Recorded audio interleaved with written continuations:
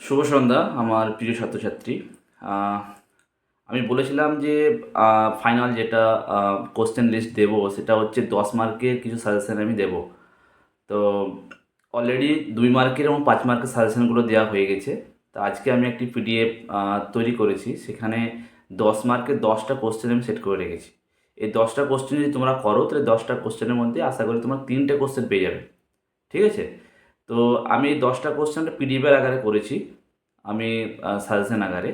তো আশা করছি তোমরা এই 10টা কোশ্চেন বইয়ে খুঁজে পেয়ে যাবে। যদি কোনো কোনো কোশ্চেন না পাও সেক্ষেত্রে আমাকে জানাবে, আমি সেটা পিডিএফ তোমাদেরকে দিয়ে দেবো। তো আজকে আমি এই 10 মার্কের কোশ্চেনগুলো নিয়ে একটু তোমাদেরকে বলতে চাই যে কোন কোন কোশ্চেনগুলো তোমরা করবে, প্র্যাকটিস করবে, লিখে প্র্যাকটিস করবে বা পড়বে, এবং সেগুলো পরীক্ষা আসার সম্ভাবনা প্রবল। মানে 100%ই ধরো 10টা করলে তোমরা মোটামুটি 3টে কোশ্চেন পাবে। তো পরীক্ষা যেহেতু আর সময় নেই, হ্যাঁ, 3 তারিখ থেকে মার্চের 3 তারিখ থেকে পরীক্ষা শুরু হচ্ছে।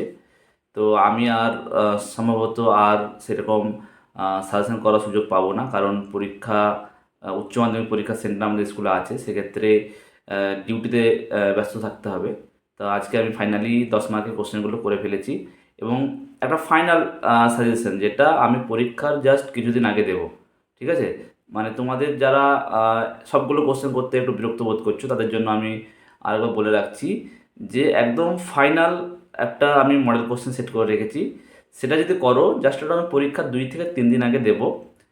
তো সেটা যদি করে রাখো তাহলে সেক্ষেত্রে তোমরা ধরো ম্যাক্সিমাম তোমরা পাবে। ঠিক আছে? এটা আমি আমার স্টুডেন্টদেরকে অনেককেই বলেছি, এবং ভিডিওদেরকে আমি বলে দিলাম যে ওটা যদি তোমরা করো সেক্ষেত্রে তোমরা পাবে।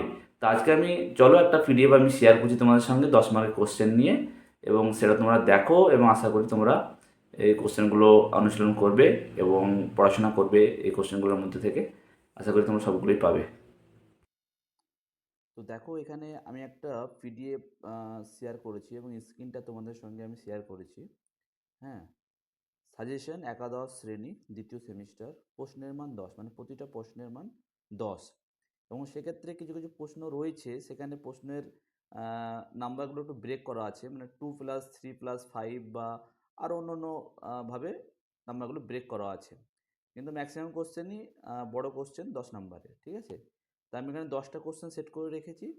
এই 10টা কোশ্চেন তোমরা দেখো, এবং এগুলো বই থেকে খুঁজে বের করো, এগুলো পড়ো, লিখে প্র্যাকটিস করো। আশা করি সবগুলোই তোমরা পরীক্ষায় পাবে। তো চলো প্রথম প্রশ্ন আমরা দেখি কি আছে। প্রথম প্রশ্ন আছে, প্রাচীন ভারতের একটি শিক্ষা প্রতিষ্ঠান সম্পর্কে সংক্ষেপে লেখো। প্রাচীন ভারতের একটি শিক্ষা প্রতিষ্ঠান সম্পর্কে সংক্ষেপে লেখো। এখানে কিন্তু 10 মার্কের একটা কোশ্চেনই, 10 মার্কের, এখানে কোনো নাম্বারের ব্রেক নেই কিন্তু। ঠিক আছে? দ্বিতীয় কোশ্চেন, কৈশোরকালকে উৎকণ্ঠা দ্বন্দ্বের কাল বলা হয় কেন? কৈশোরকালকে উৎকণ্ঠা দ্বন্দ্বের কাল বলা হয় কেন? এটাও কিন্তু 10 নম্বরের কোশ্চেন। ঠিক আছে? এখানে কোনো নাম্বারের ব্রেক নেই। 3 নম্বর কোশ্চেন, 3 নম্বর কোশ্চেন দেখো, মানব জীবন বিকাশে বংশগতি ও পরিবেশের পারস্পরিক ক্রিয়ার ফল সম্পর্কে তোমার ধারণা দাও।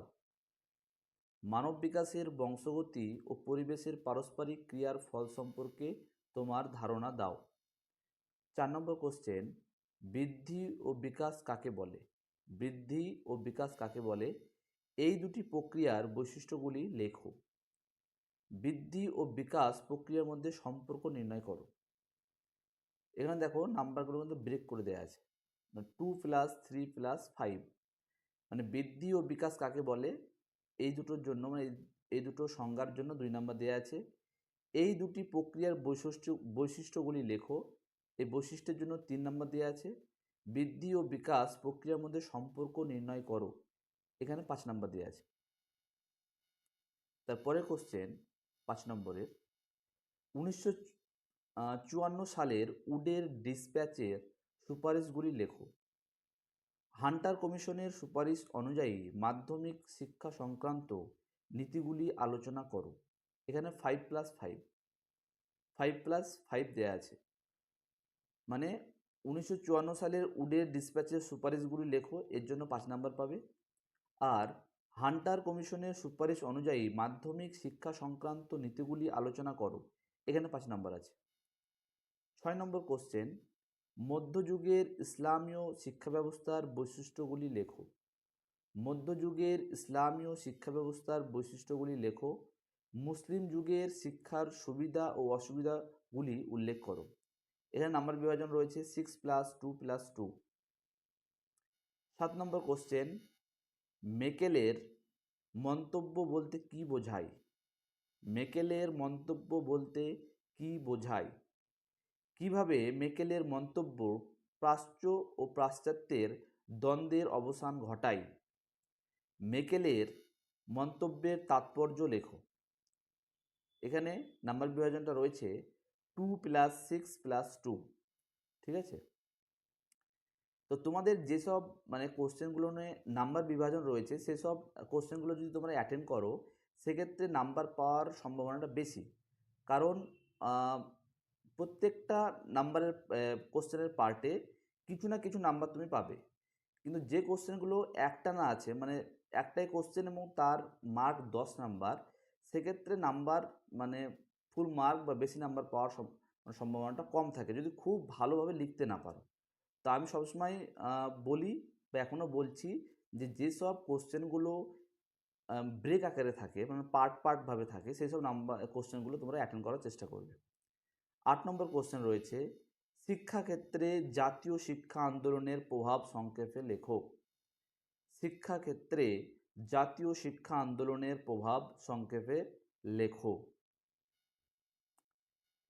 9 নম্বর কোশ্চেন, বংশগতি ও পরিবেশের সংজ্ঞা দাও। বংশগতি ও পরিবেশের সংজ্ঞা দাও। এদের উপর শিক্ষার ভূমিকা আলোচনা করো। 10 নম্বরের কোশ্চেন। এবং লাস্ট কোশ্চেন রয়েছে, হান্টার কমিশনের প্রাথমিক শিক্ষা সম্পর্কে সুপারিশটি সংক্ষেপে লেখো। হান্টার কমিশনের প্রাথমিক শিক্ষা সম্পর্কে সুপারিশটি সংক্ষেপে লেখো। এই 10টা কোশ্চেন আমি সেট করেছিলাম পিডিএফ আকারে, তোমাদেরকে স্ক্রিন শেয়ার করলাম এবং সব কোশ্চেনই আমি বলে দিলাম।